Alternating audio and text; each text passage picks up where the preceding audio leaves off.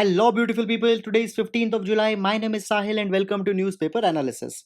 Friends, today we'll take one more quote from the B.R. Ambedkar, the conscience keeper of India. He says, "So long as you do not achieve social liberty, whatever freedom is provided by the law is of no avail to you."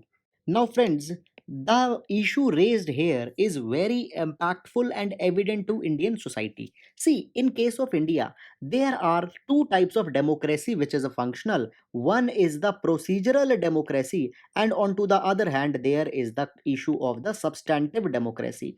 In procedures or by the laws, we are democratic, we give equality, we give freedom, we give secularism, but substantively, actually, onto the ground level, are we democratic? The answer is a little bit dicey. You know that even today, into the names of social customs, caste, hierarchy, gender, there are severe restrictions which have been imposed onto the people. So, guys, it has been said that as far as a social liberty will not be there, there will be no meaning of the legal freedom. So, yes, into the context of India also, we have achieved the procedural democracy by having a constitution, by having a set of laws, but onto the ground level, are we a substantive democracy? That needs to be seen, and steps are needed to be taken, particularly by you who will be going to be the future executives. So, guys, this particular quote we can use into the social justice related question into GS paper number 2 as well as onto the topics of essay. Now, friends, the main question that I gave you yesterday. So, question says that the model of governance suited to Indian condition is meeting the local demand, using local resources, and by including the local people. Now, guys, first of all, this model of development is being undertaken right now by large number of countries, and even under the guise of Atmanirbhar Bharat Abhiyan, India had talked about using the local resources, the local people, and addressing the local demand. So, in that particular context, this is an evident issue. Now, guys, before going into the core answer, just an alternative viewpoint I would like to give. If you like, you can appreciate it. See, as we are talking about the localization, the political localization has also been talked into the Constitution of India, particularly into the part 4, that is the DPSP, because it talks about bringing the grassroots into the political action. So, by the decentralization, localization had already talked into the constitution. And now coming back to the question. So, guys, here by meeting the local demand, by using the local resources, and by including the local people, will bring the efficiency, will bring the sustainability, and will bring the greater economic welfare. For example, India has such a large market, and that market is dependent onto the imported goods. And guys, if all the region address their local demand and the reliance onto the import can be reduced, then much economic welfare for the MSMEs, for the cottage industries will be coming. After that, by using the local resources, even greater benefits will come for the indigenous communities involved into the production as well as procurement of these resources. For example, the Adivasi tribal products as well as resources can be used into the alternative medicine industries and all that kind of thing. And the inclusion of local people will create the much needed employment, will provide the impetus to their economic well-being and all these things. So, guys, this is the basic framework or the bare framework on which you can dwell. However, the question is open ended. Some other way of representation you can also take, because it asks you to critically examine, and your examination point of view can be different also. There is no problem. But one criticism will also come at the last, that such thing is against the tendency of globalization, which has become a near irreversible fact into the 21st century. And by promoting such kind of ethos, the free trade agreement and the spirit of globalization will be undermined. So, guys, these are all the dimensions which we'll be taking up. So that's it, and now let's take up the newspaper analysis. Now, friends, first let's take up the overview of the entire paper. So here we can see that the policy on limitation to the online sessions has been imposed. So we will see the issues here. Then, guys, after that we'll be going here, and by this particular news we will see the vulnerabilities of wildlife during the natural disasters, an important topic. Then guys, moving forward into the city, no important news have been there, only the regional news are there. Now guys, here we'll see certain regulations with respect to the try. So with respect to the exam, we can see how we can use it. Then guys, moving forward into the regional section, again no important news have been given, only the regional political news are there. Now we are into the editorial section. So guys, the first editorial talks about the Chabahar and the issues which had occurred. Now, guys, the next article is about the standoff between India and China. And on this particular issue, I think that more than one dozen article we have done. And guys, it is also repeating the same thing, not any substance here. And then the next topic is viral outrage. So we'll see that what does the spike in data means. Then guys, this article is about cricket. Nothing substantial with respect to the UPSC exam is there. Then guys, sending the right message, effective communication will be seeing here. Then Tablighi Jamaat, not important for our exam. Guys, here we will see certain important concepts such as specificity and sensitivity with respect to the exam. Then guys, only the regional news, nothing important has been given here. Then again, the political news, the turmoil going into the Rajasthan, only that thing, nothing important has been given. And now finally here we can see that the EU India FTA negotiations are going to held. We'll see the important issues here. Guys, here we can see certain new rules with respect to the transgender bill has been announced, so we'll see this thing. After that guys, India dropped out of Iran. Then guys, the showcase page not important for our exam.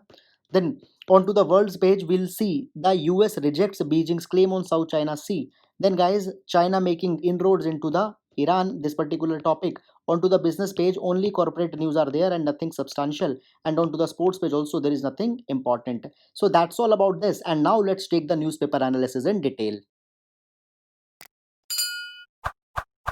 Starting up, friends, here first news item that we can see is that the center government had limited the duration of online school sessions. Now guys, going into this particular article, see, in India there are right now nearly 25 crore students who are out of school, and there is a dilemma on part of treatment to these students.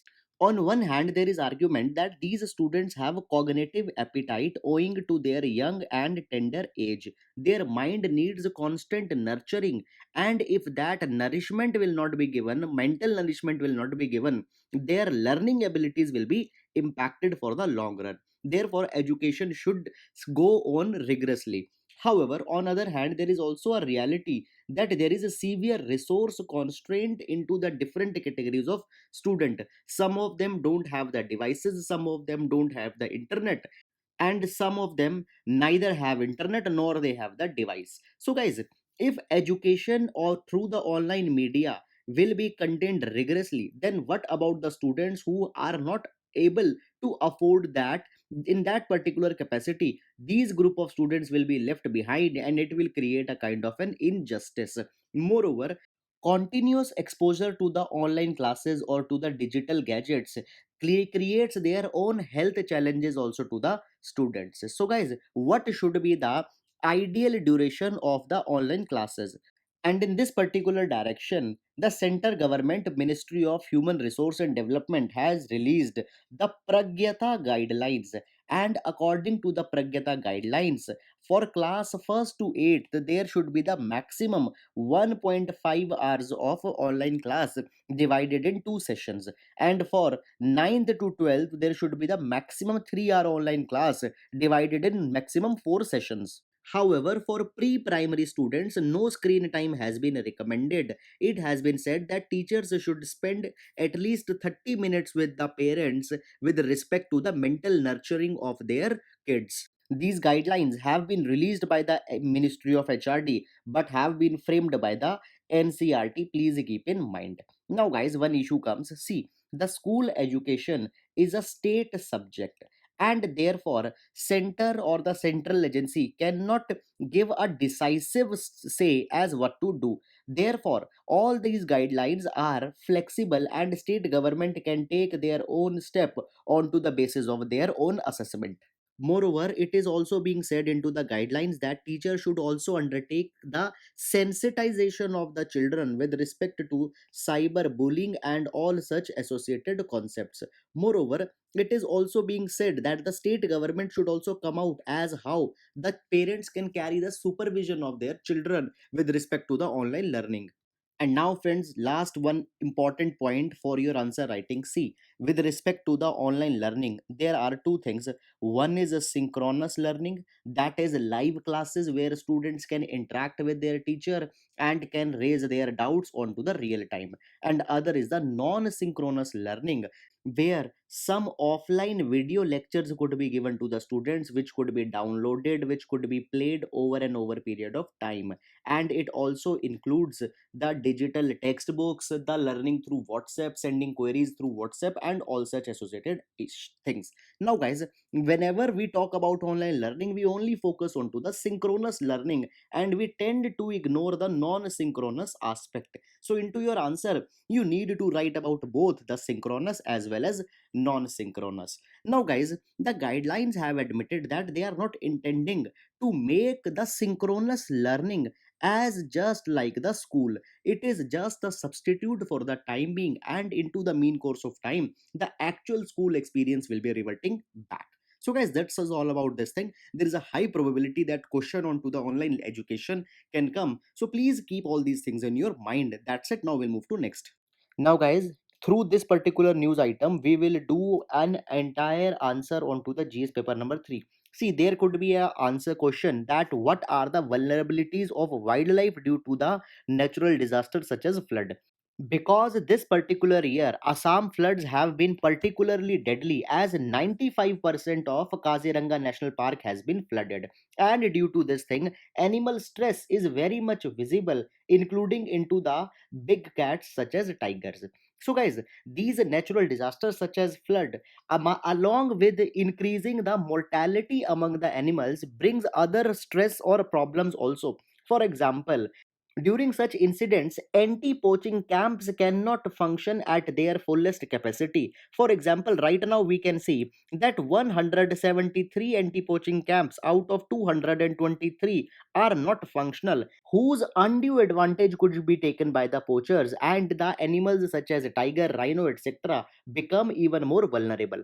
After that, to evade the flooding, animals try to flee into the human settlements, which further enhance the man animal conflict, and the mortality even increases. After that, there are also reports of increased number of vehicular accidents of animals, as due to distress they often take the route of the road network to evade the flooded jungles. Now, talking about the vehicular accidents along the roadways, so guys, one more dimension open up here. See, animals don't prefer the roads because of their inhospitable nature, but they were forced to take. Why? Number one, there are corridors through which the animals make movement. Now, due to the floods, these corridors are also flooded. Secondly, guys, there are also the secondary corridors which they can use, but these secondary corridors are often occupied by eateries, restaurants, resorts, houses, etc. Even though when these secondary corridors also constitute the eco-sensitive zone. So guys, here one suggestion we can give, that the enforcement of eco-sensitive zones should be stringently enforced, not into the active corridors but also into the passive corridors. So guys, this could be the entire issue, and different dimensions can open up here. So just keep these things into your mind. So that's it. Now we'll move to next. Now, friends, here in this particular news item, we will see the dimensions of prelims as well as for GS3 internal security. Now, see, into the past few years, some certain specific conceptual questions have been asked by the UPSC, such as the concept of MDR, as well as questions onto the organizations, for example, on NPCA, etc.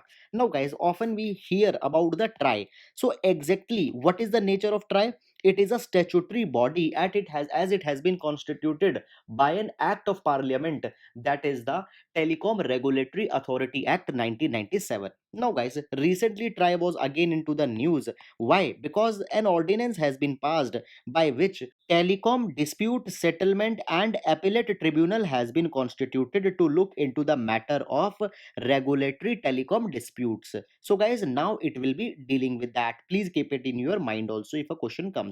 Now, guys, coming to the our news item, it has been said that TRI should take action to nab the unregistered telemarketers. Now, why we are doing this thing? Because in GS3 internal security, the issue of cyber security has been mentioned. Now, guys, unregistered telemarketers, they take the illicit sensitive information from the people under the guise of certain commercials, schemes, etc. And such sensitive information might be misused to carry the fraudulent financial activities, which leads to the phishing. So guys, to control this thing, the Delhi High Court has ordered the try that it should look into the unregistered telemarketers. Now, guys, there is a concept of header which could be directly asked into the prelims as well as we can provide into the mains answer. So, header is an 11 digit alphanumeric code which is given to every registered telemarketer, and such header or number depicts the genuinity of the telemarketers. So, guys, there should be a sensitization drive of all the citizens that they should only correspond to the communication being received by the header only, so that the people can make informed choices and are not, they don't feel vulnerable to the phishing related activities. Moreover, all the communications which are coming onto the commercial terms without the header should also be reported back. So guys, this is some information which might be indirectly or directly useful for you into your exam. So that's it. Now we'll move to next. Now we are into the editorial section, and this first editorial talks about the problems into the outrage against the rising number of COVID-19 cases. So, guys, it has been seen that there are various states which had registered far number of more cases than the other states where there are the comparatively less numbers. And the classic reaction against rising number is just that government is ineffective of, or government is simply showing a kind of apathy towards the public crisis. And in this particular reaction, various knee jerk reaction and statements are also made. But it has been argued that rising number of cases should not be seen into this particular light. Rather, it is an indicator that state is doing much more in order to nab the people who are actually infected. It just shows the success of the reporting of the cases into that particular state. Moreover, the rising number of cases also indicate a step towards containing the pandemic, because as a large number of people will be nabbed and treated, the transmission possibility further into the community will only be reduced. Moreover, whenever the undue reaction onto the rising number of cases comes, it leads to the administration or the governments in suppressing the real numbers of the COVID 19 by practices such as carrying less number of tests or using inferior type of test which might give the wrong positives or might undermine the actual crisis. And such kind of tendency will only be giving the faulty picture. Moreover, guys, there is outrage also against the number of deaths which are carried, and therefore it has been found that various states such as Mumbai, Chennai, Delhi had recorded zero suspected or probable COVID 19 deaths. So simply, when the test of COVID 19 is not positive or not conducted, simply those deaths are marked caused by some other reason, which goes against the advisory of this WHO as well as ICMR. Now, guys, this obsession of less reporting has also been compared with the reporting of crimes to the police. So many a times it has been seen that the police data into the less developed region shows the comparatively less number of crime, whereas the data into the high development regions as well as into the metros show high prevalence of to the crime. Now, this thing not only means that the developed cities are more prone to crime, rather, it shows the success of registration of crimes. So, actually, more number of cases report or shows the success of policing into a particular region. Moreover, guys, it is also said that the true parameter of enforcement agencies' success is increase into the number of reports related to the petty crimes such as overspeeding, minor arguments, minor robberies, etc. Though many a times it is discouraged, but it will show that how much people are confident into the structure as well as into the administration. And guys, in this particular direction, the steps are needed at the large systemic levels. See, here media also plays an important role. Whenever there is some discrepancy found into the reporting or into the structure, and that discrepancy is to be rectified, then media reports it as an exposition or an expose or a scandal, and this type of tendency further discourages to take the corrective action. So media needs to be responsibly sensitized along with the changing attitude of people with respect to the rising number of cases. So guys, that's all about this particular issue. Now we'll move to next.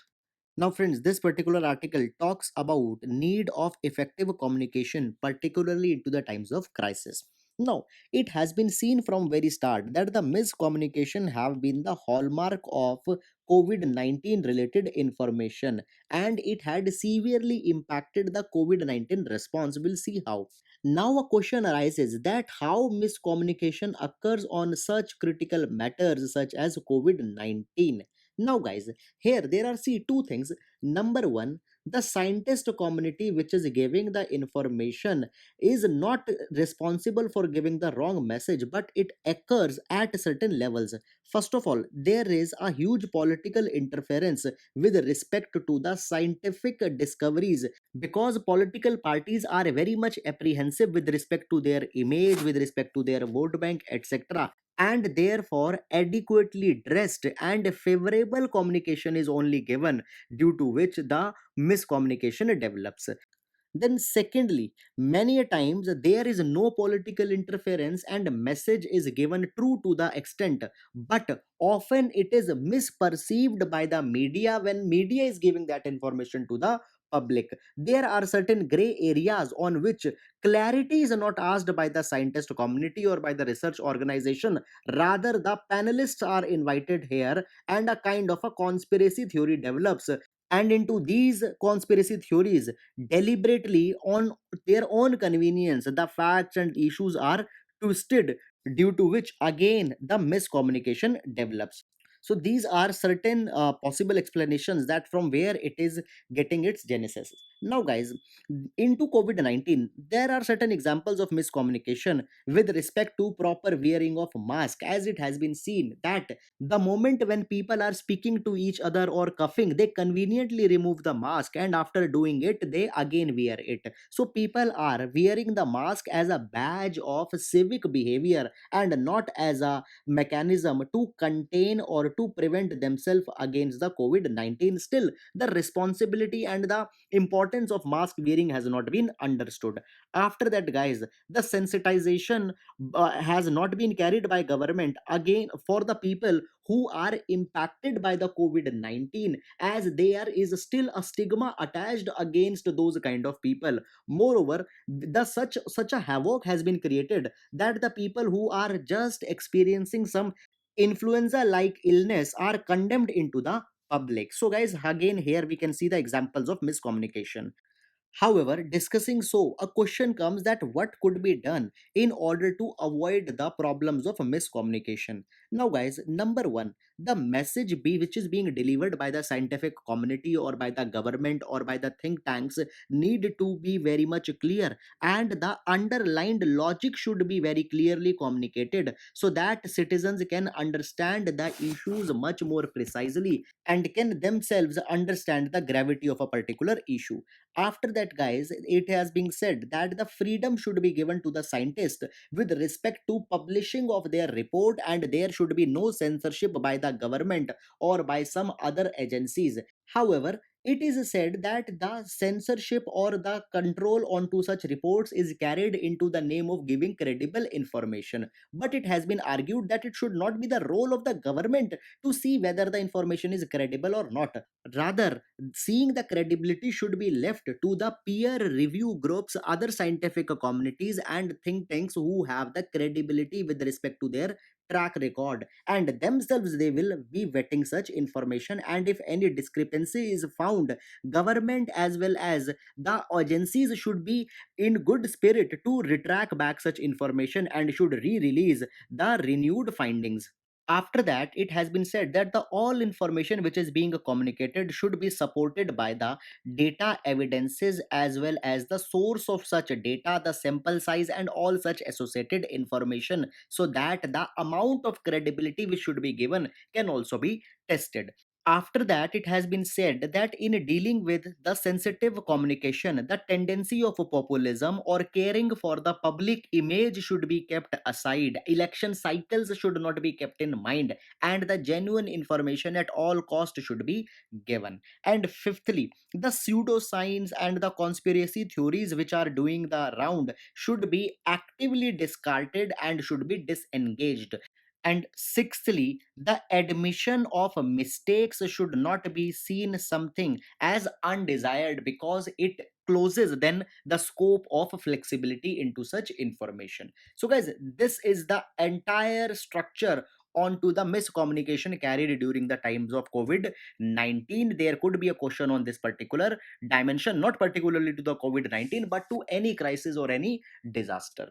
Now, guys, just one thing. See, whenever the question of miscommunication comes, you can also give the example of deliberate miscommunication that is being carried for the climate change and related aspect.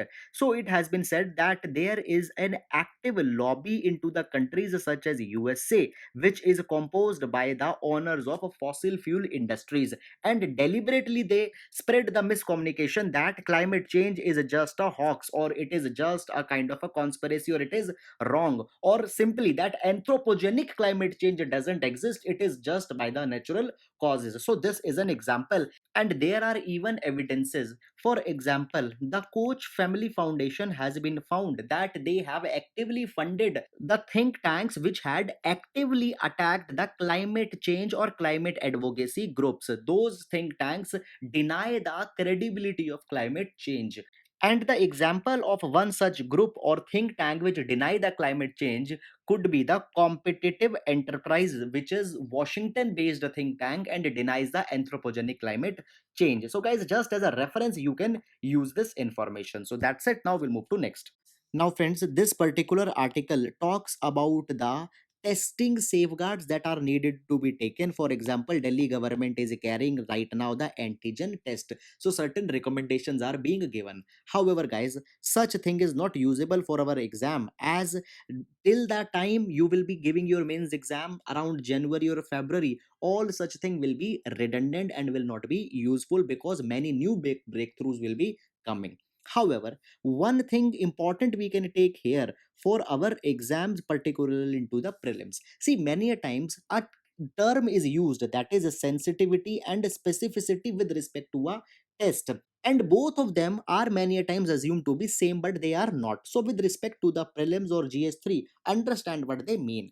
So now just think, there are two group. One is these are the healthy people, and the other one are the red one are the infected. So sensitivity means that ability of a test to correctly identify those with the disease. So if 100 people came who all were diseased, how many people will rightly be identified? So that is sensitivity. Now guys, here we are talking about the rapid antigen test, and in antigen test the kits that are being used, their sensitivity is 84%. It means that if 100 people came and if all of them had disease, only 84% will be get caught. Then comes the specificity. Specificity means the ability of a test to correctly identify those without the disease.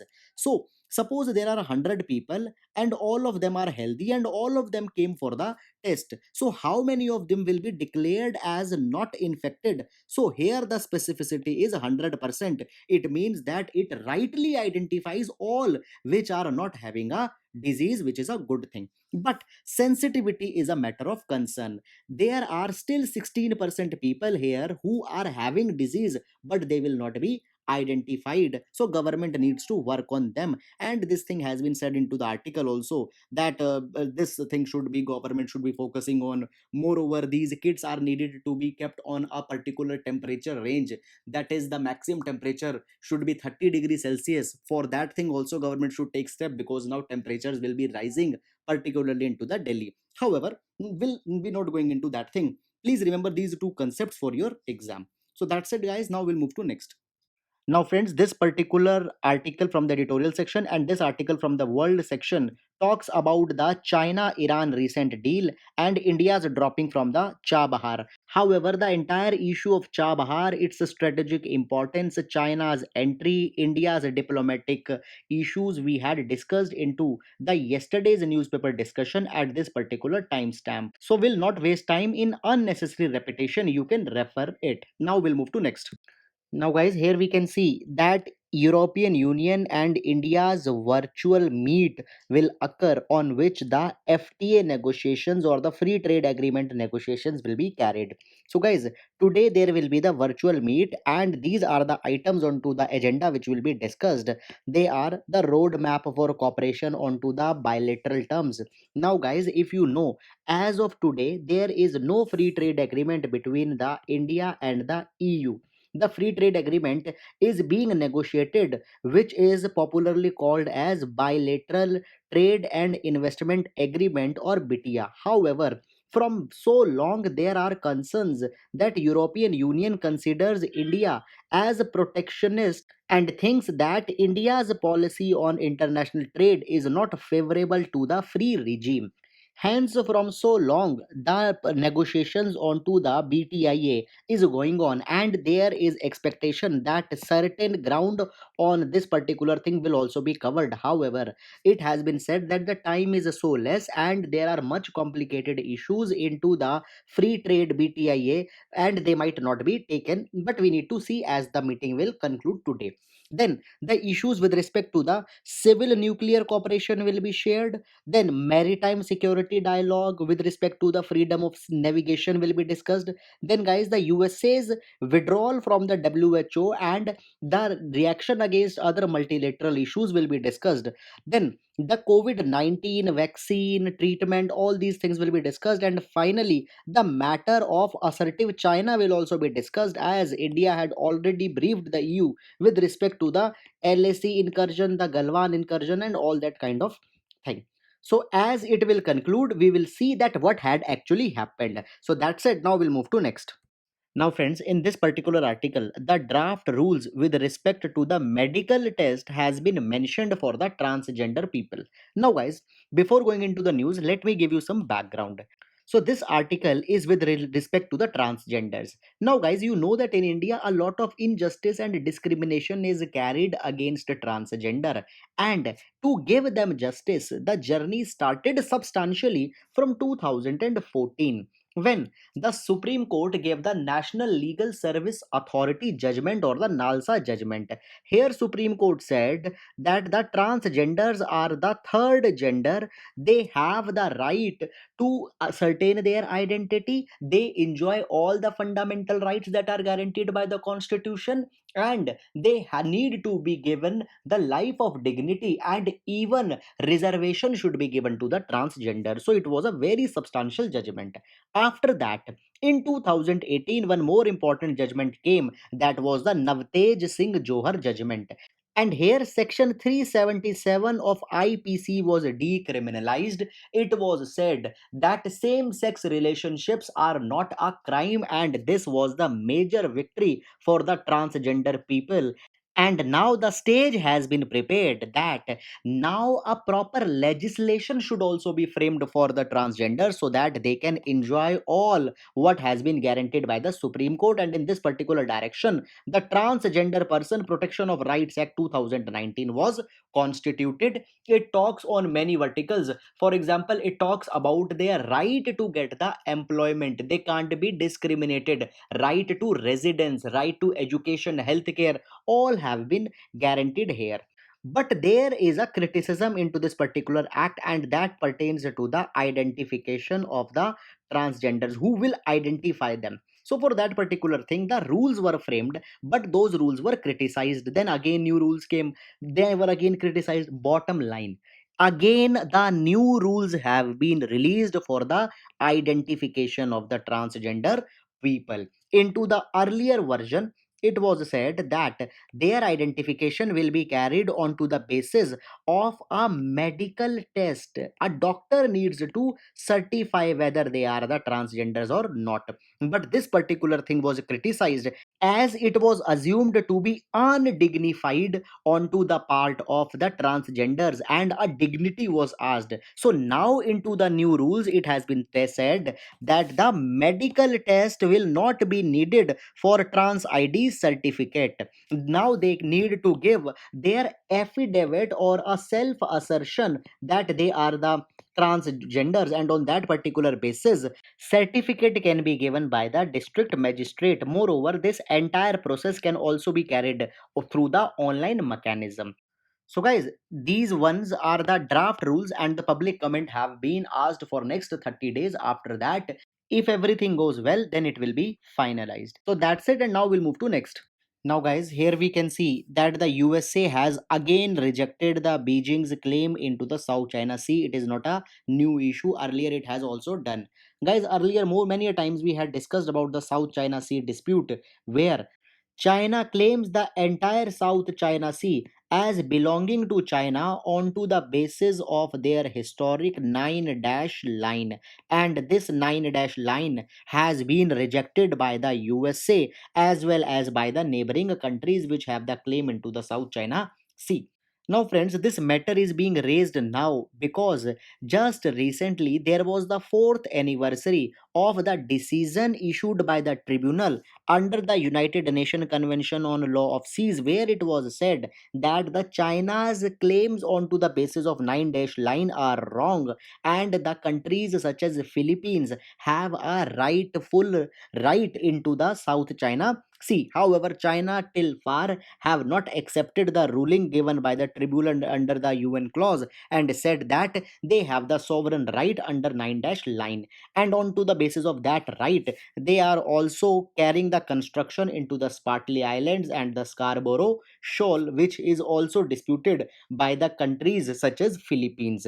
Now guys, the USA had just repeated the old thing that they condemn the unilateral approach of China, that China is against the freedom of navigation and is creating a kind of tensions into the entire region. So guys, that's all which has been taken here, nothing substantial. So that's it, and now we'll go to the question section. Now guys, please pause the video and try to answer the question. So first question is with respect to the Padmanabha Swami temple. So please consider the statement and identify the correct code. Now, question number two is with respect to the missile regime of India. Please identify the right code.